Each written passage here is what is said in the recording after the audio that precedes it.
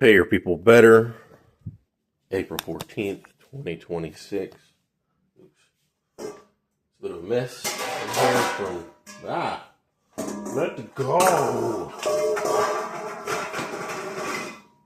Bit of a mess in here from yesterday. Because I made popcorn and some other stuff. And come on, get in there, motherfucker. Alright, come on, you can do it. I know you can rotate. There we go. So, here's the cold brew, the coffee grounds you can see on top. So what I'm going to do here, this is 4 pounds of sugar. I had a 4-pound bag. Where'd it go? That's in there, I don't care. And I started pouring it in here, and I'm like, this should work. This shouldn't be too problematic. And as it continued to get further to the top, I was like, I might be wrong. But it all fit just barely. I mean, just barely. There's just a little bit of room up there at the top. And I had already used some in the first place. Now, I don't remember how much I used, but I think it was when I made my my first batch of eggnog, which I'm going to make again soon, and I'm going to use one of these empty containers. These bad boys, and that's going to be the eggnog. Because I definitely made too much. So what I'm going to do here, get rid of this guy, is challenge is forbidding. What I'm going to attempt to do is I'm just going to drink some of the cold brew on its own, then with a little bit of the salt. Or rather, I'll do the maple syrup first, then throw in the salt. And since I don't have any milk, that's fully out. I do have buttermilk. Now, I've never had buttermilk in coffee before. I don't know if that's going to ruin it or not. But I'm also not going to use that much either way. So, let's go ahead and take this bad boy off. I had to take the little lid, the little seal lid part, because it just wasn't holding it. And all the images and shit that I'd seen of it, it just had the filter in there. So, yeah, that's the 1500 right here. Seems to be like the fill line at most. So let's not ruin. Because I don't want to just toss that just yet. So let's put a little bit in here. That's good. And let's put you in there. Because depending on how strong this is, will determine if I decide to add a little bit more water to the current mix. And then, that might change some things. Towel. Made popcorn last night, and it was much messier than I expected. These bowls are not as big as they needed to be for the measurements that I was using. The cup's in here somewhere. I used a 1/3 cup of popcorn kernels. That was too much because because I had both. This was the actual one. You'll notice it's kind of burnt on some of them because I was mixing it on the top and everything, and I had to have something over it. When I watched Babish do it, and he was talking about how Alton Brown does it, where he puts he does it in one of these instead of a little stock pot like this. And the reason why is because all the kernels essentially settle at the bottom while the actual popped corn will rise up and spread out. It's kind of like how the reason why Kenji and I think even Ethan Jabowski use a wok to fry in. It's a similar principle where because of the curved sides, you're getting more surface area as you go up. And so that upward surface area has advantages in certain circumstances. So like in a fried situation, you're using less oil, while also having much more surface area for things to float up on top and all that, with just a roughly similar amount of oil. And so like there's they're sciencing the shit out of all this stuff, and it's great. But I think what Alton had was he would use foil over the top. I don't have any foil because I forgot to get some at the last time I was at the grocery store. And so I was like, all right, well, let's see what this tastes like on its own. Okay, not bad. Tastes like coffee. All right.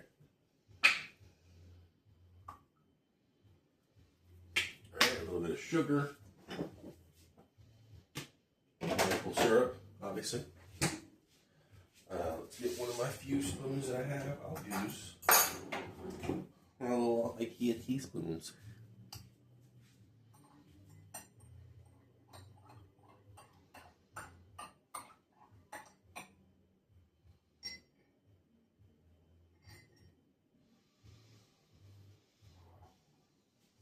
Last time it's funny, like whenever I did that, it was because of Bill, I think it's Bill Skarsgård, or is it Alexander? I can't remember which Skarsgård, but it was from Matrix, or not Matrix, John Wick 4. Okay, now it's just kind of like a sugary version of it. In essence, it almost has no personality at that point, but I'm kind of okay with that. It didn't have a whole lot when it was just a straight cold brew either.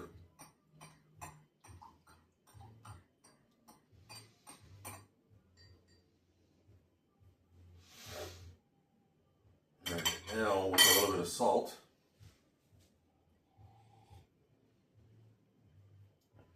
Okay, now we're getting somewhere. It has more personality. That's a great thing about salt. Salt amplifies the food in ways I still don't understand. Now, for a little bit of buttermilk, I'm not going to use too much because I don't know what the hell it's going to do with it. I don't know if it's going to ruin it or what. Alright, just a little bit. I don't know if it's going to cause some sort of like weird physical, chemical type, whatever. I don't know if it's going to make it wonderful, if it's going to make it terrible.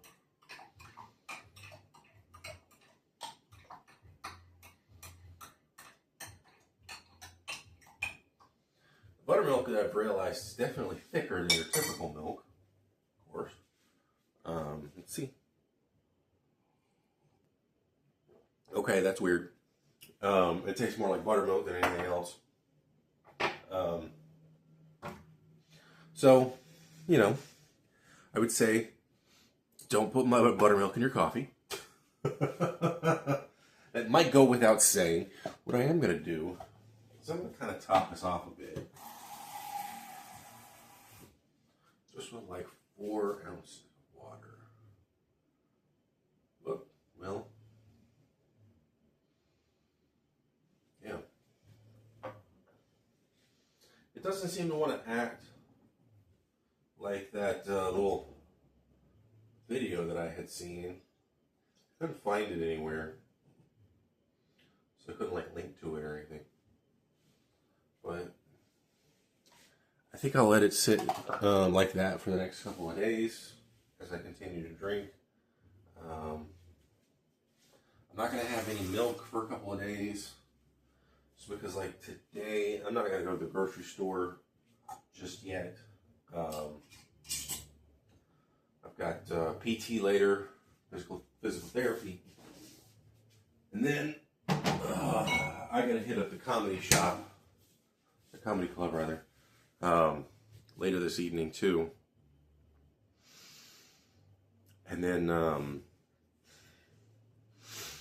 that'll be it pretty much for tonight. Because like once PT happens, it's like I'm gonna come back, take a shower, and then leave again, and I'll be gone for 4 hours.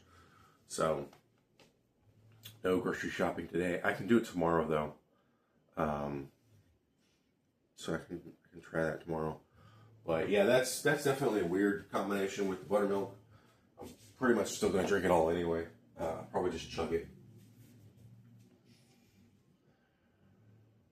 Oh man. Also, I'm gonna be starting to stream more.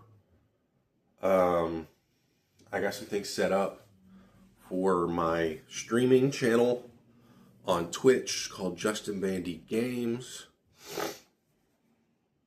And the first real video that I have that's been uploaded to the YouTube channel is my new Mass Effect run.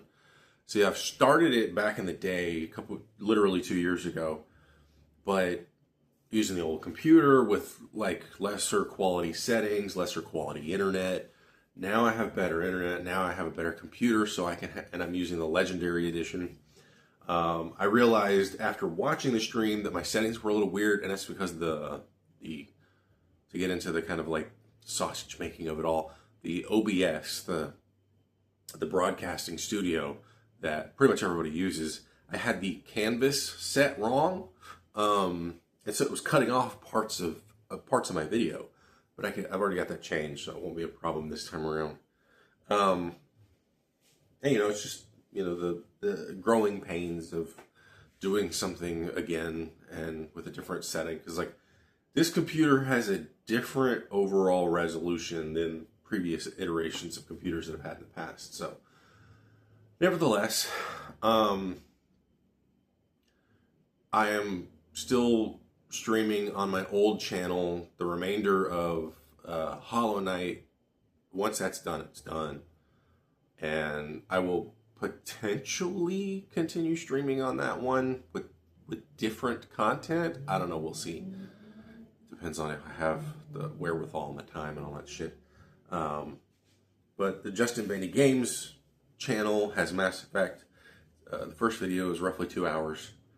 And the only problem is it's a late night stream, so you can barely see me. I have to basically start streaming. Like, I'm not going to stream today, I'll stream tomorrow though.